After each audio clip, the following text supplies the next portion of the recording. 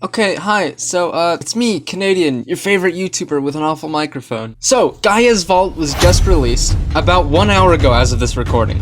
And so before it gets incredibly popular, which I'm sure it will, I'd like to take the time now, as the OG prison designer, kind of, to give you my opinions on Gaia's Vault. So without wasting any more time, let's see it. A new prison arose from the earth below.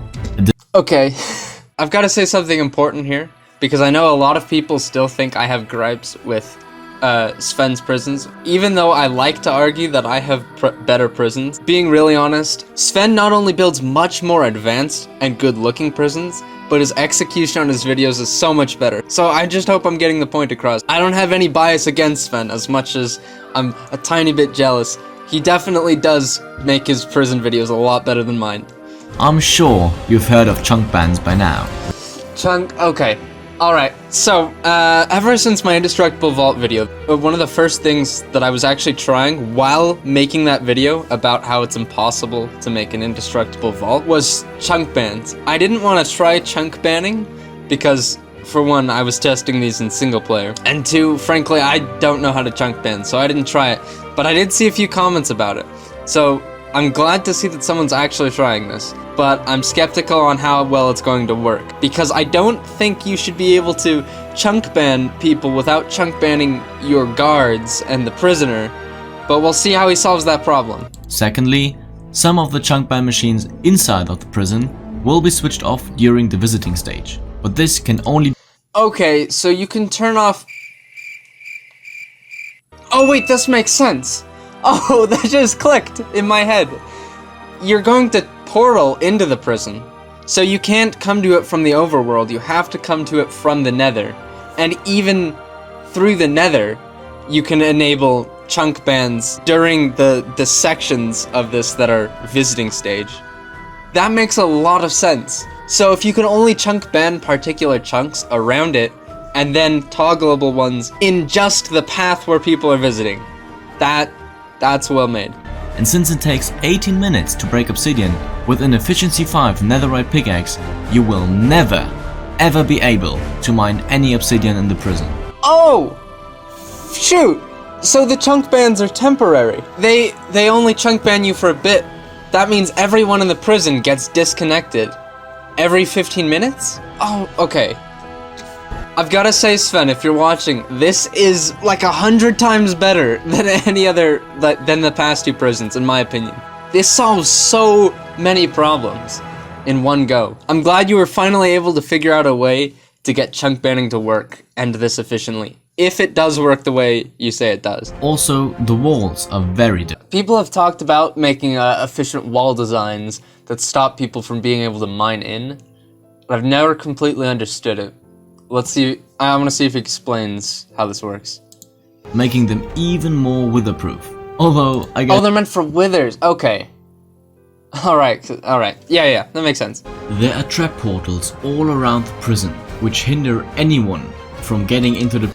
I understand why this was so much bigger than Hades' Vault. This really had effort put into it. This is a dream prison. This is what I'd want to build if I had like infinite intelligence. Yeah, and you might have noticed we kind of got rid of like the basic human rights, you know? Sorry, I guess? Oh, come on, Sven. Getting rid of human rights. I don't think you need to chunk ban the actual prison, the actual cell itself every 15 minutes. I mean, maybe you do, but I don't think that's necessarily required, as long as it's a smart enough cell. I mean, I think I've got a few good cell designs. Let's see if he talks about his cell design though. Water, and instead only has a single layer of... Right, so we saw this in the trailer. He finally dehydrated the prison to 1 level of water. But genuine question, which might get answered in a moment. Why is there even water at all anymore? Why do you need it if you're not gonna have them underwater to slow down their mining? Water at the bottom in order to prevent chorus fruiting. Oh, chorus fruit. Who's gonna chorus fruit here? What? I thought that was like you're already kill checking people and they can't teleport anywhere else. I don't think you need the water. I don't think there's any way to chorus fruit into there. Using a special hitbox property that shulkers or boats have. which make the game search for an alternative spawn location located higher up. The credit for the discovery of the mechanic goes to Squilly, so you can check out his video. I need to learn Minecraft mechanics. Dude, I'm gonna use this. Also, I just thought of this. Do you still get chunk banned if you're flying from like 1,000 blocks above and land by the prison where the cells are? Probably, but like if the chunks aren't loaded, because chunks still load by Y level. So hopefully he goes through that.